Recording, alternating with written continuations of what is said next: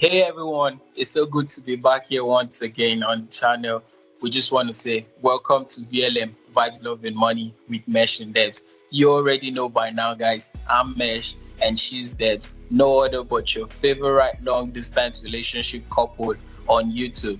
Today on our relationship web, we'll be talking about 5 love languages. Yeah, you heard it right. 5 love languages and if it's applicable in long distance relationship. I mean, guys, you already know we can't talk about relationship and not talk about how it affects long distance because easy. That's what we'll be going through. Yeah, it's so easy. We all know how wonderful it feels like to be cared for in the right way that makes us feel loved. In caring for your partner, you have to make sure it makes them feel loved. So why not do it right? This is where understanding your love language and that of your partner plays a major role in building a healthy relationship. Before we continue, make sure to like, share, subscribe, turn on your post notifications, and don't forget to leave us a comment in the section down below. So, what is love language? Love language is a concept that describes the way people receive or express their love in a relationship. No matter how much we may have in common, our preferences are still different. For the fact that we can read each other's minds, to get exactly what we want, we have to communicate this to our partners in every single detail. And that's just something that we learned. That is how we can use love languages to improve the quality of our relationship. Now, what are these 5 love languages? The first love language we have is quality time.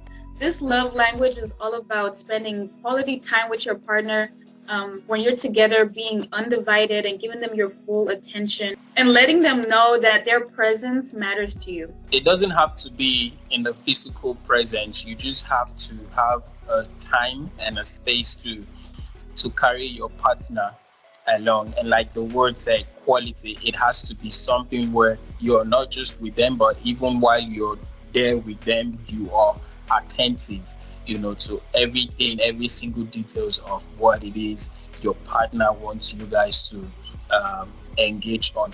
Now, how does it affect long distance relationship? And for those who are wondering, how can you have quality time in a long distance relationship? First, like we said in our previous video, there is means to communicate through the use of the phone, mobile phone, internet, and all of that, and you can socialize and spend good time listening to each other and telling each other about the day. If you have a partner that enjoys that type of conversation, being on the phone with you and just checking up on you in and out, like literally every time, every hour of the day, then that person wants quality time. So yes, quality time can also be applicable in long distance relationship.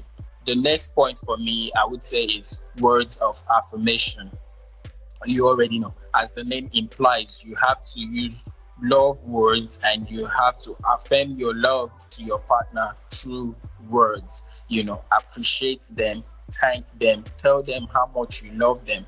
There are people who really enjoy hearing, oh, you're beautiful, oh, I love you. They like to be reminded of your love. And you have to be a good listener as well so that you can understand what they are telling you and in return give a feedback with the sweetest and kindest of words. The next love language to talk on is receiving gifts. Now, there are people out there who like you to express your heartfelt love towards them by buying them gifts.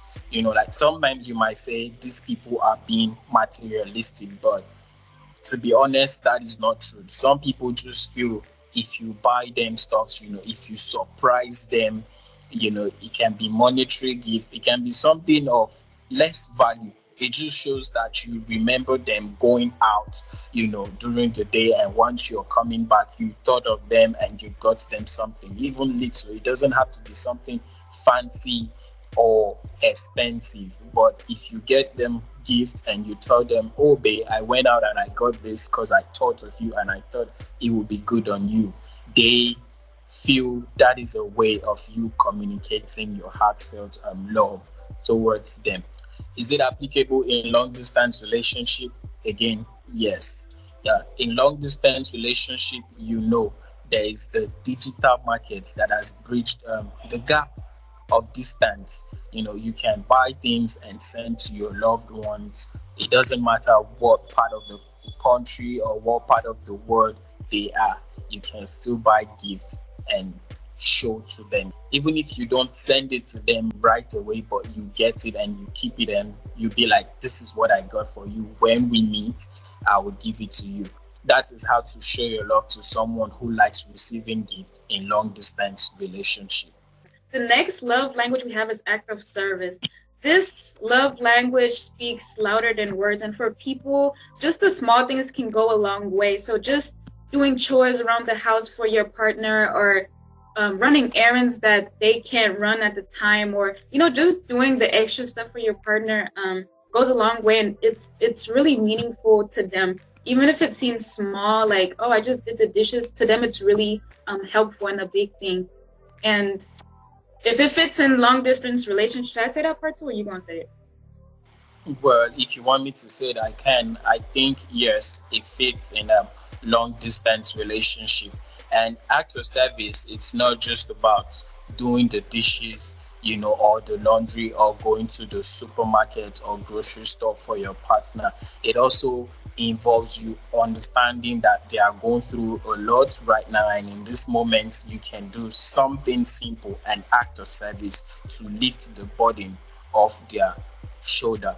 If it means booking an appointment with the doctor, with the airline or something. And for me, I think one way I would say I have rendered an act of service to my girlfriend is by helping out with her assignments. Yes. And that can be counted as an act of service, because you just feel it's overwhelming on them. You just feel that helps them, and you realize your input would help them, get through that phase or that burden faster. And now for the fifth and final love language, which is physical touch. To these people, nothing speaks deeply than the appropriate physical touch. They are the ones who like to be around their partner, and they just want to cuddle, hold hands together, like you watch Netflix, and they just want to lean on your shoulder. They just feel your presence guarantees them some form of security and confirmation in the relationship that you love them. Now, you all might be wondering, how is physical touch applicable in long distance relationship?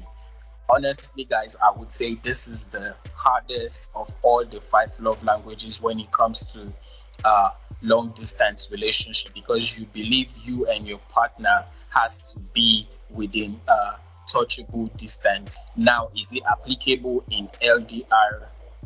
Well, guess what? The answer is yes. So for you who is in long distance relationship, how can you make use of this love language? Well, I think one important way is to look for means to send your personal items across to each other. It might be a piece of clothes, it might be jewelries, it might be something fancy you own and your partner really likes it, and you guys can just send it across to each other. And I think in that way you would have something that is dear to your partner, and you have it with you. And even though you're not touching your partner directly, it stands as a gift, yes, but it is also something that has come in contact with your partner, and now you also have it and you're in contact with it. You can say you have physical touch by proximity. And also online, they sell jewelries and other fancy stuff. Long distance relationship couples can make use of, like the light up pillow, the vibrating what is it called, the vibrating wristband or wristwatch that couples can now wear. And if you feel lonely, or if you feel like you're missing your partner, you can touch it, and they would also receive a signal, and it would help them think about you as well. So now that we went through the 5 love languages, how can people find out what their love language is if they don't know what it is? Do you have an answer for us, Bay? Well, how to know your love languages if you don't? First, I would like to say love languages most often deals with intimate relationship, and be practical with it. I would say look into your relationship right now, and if it's a healthy relationship, look at the times where your partner has actually made you feel loved. The scenarios, you can take out a pen and a piece of paper and just think about the days or the moments where you just looked at your partner and they made you feel loved, and just write down what actually happened during those days. You would see that there is a pattern.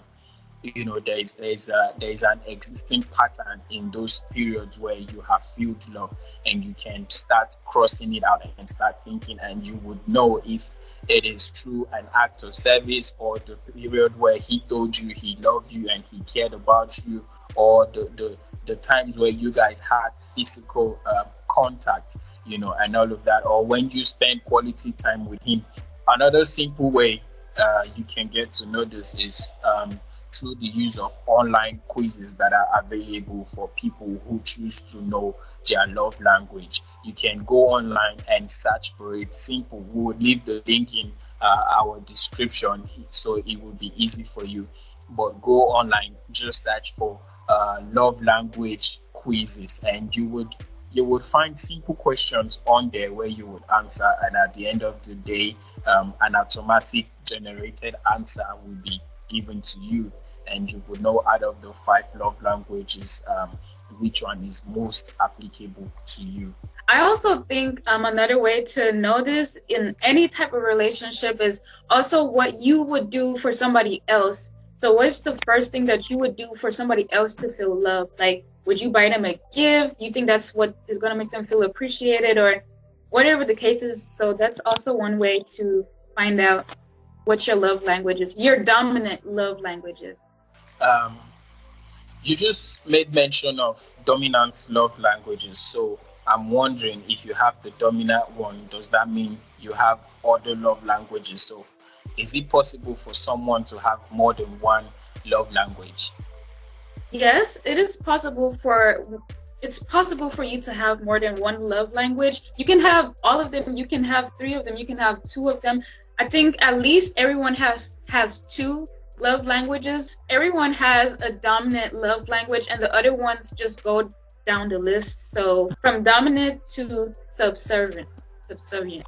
If I'm being honest, I think I possess all the 5 love languages, different time, different occasion, but my strongest one, I would say, is quality time. So if someone can have 2 or more love languages, then how do you understand your partner's love language and knowing which is dominant and which is not? As simple as this might seem, it is very hard to understand. And I would say it's very hard to understand because of these 3 major factors. First, I would want to say, as humans, we're pretty self-centered, believe it or not, because we are more concerned about how we want to be treated instead of how we ought to treat our partner. You have to show an act of selflessness and be considerate. That way you would take the time to understand the love language of your partner and realize it is not just about yourself, but your partner. We often also think that our desires are similar to our partner's desires, and that's just not the way it works. We can't think that what's best for us is also best for them.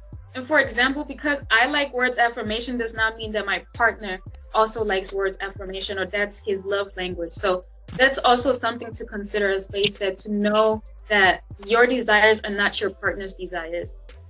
Yeah. Oh, yeah. And another thing is that we operate with the misconception that our partner should know and understand what we want without even telling them. You have to not guess. So why not take the time to be communicative with your partner and ask them, to Yeah. know what exactly it is they want and stop operating with the misconception that if it is good for me, it is good for her, or if it is good for me, it is good for him. So, Bay, we've been talking about love languages a lot now. So, my last question to you will be, does your love language change in a relationship? Does it have the ability to change, or do we always just have that one love language that we have to stick to? Oh yes, definitely. I think just like every other good thing in life, love language is not fixed. It depends on every individual you come in contact with, and of course, the situation. And not only that, but at some point in your relationship, you start to find out that the need for love, the need to feel love changes. If you're new in a relationship, you would want quality time with your partner, you would want love of affirmation. These are just examples now. And then down the line, when you already know you guys are in the relationship and you're going good, I mean, this person is busy, so you understand there's a need to have compromise and know that they are busy. That way, you can seek for quality time. But then it can change, your love language can change that. Okay, if this person is busy and I understand they are busy, they are going out, the least they can do is to buy me something, when they are coming back. That way we can say someone's love language, because of the situation they are in, has evolved from quality time to receiving gifts. Well, so there you guys have it. So your love language can change depending on your situation that you find yourself in. In conclusion, we know there's the general golden rule that says, do unto others how you would have them do unto you. But in an intimate relationship, we have to take this step further. And now we say, do unto others how they would have you do unto them. What is this trying to say? Is that you should really be attentive and try to treat people how we would want to be treated. That is good. And also understanding how they would love to be treated personally, because your partner might not understand your point of view if you treat them how you expect to be treated in person. But you need to also understand how they would love to be treated, so that there wouldn't be a miscommunication in your love. And I would also like to say, take the time to understand all of the 5 love languages, so that they wouldn't be mixed up, and in times of changes you would know how to adapt and understand your partner's love languages. To end this video, we would like to say, first of all, thank you for watching and staying this long. Make sure to go over the 5 love languages again. Make sure to check out the links in the description to take the quiz, so you can find out what your love language is, but also to understand your partner's love language. There's a lot of information on the quiz on the app by Gary Chapman, who came up with this concept in the first place, and it would definitely help you and your relationship to grow stronger. So if this video was helpful to you, make sure to comment, like, subscribe, share, and most importantly, turn on your post notifications so you don't miss another video. For our existing subscribers, we just want to say thank you guys for keeping it 100 and being patient with us. Thank you guys for your support. Remember, we love you guys, and see you next time.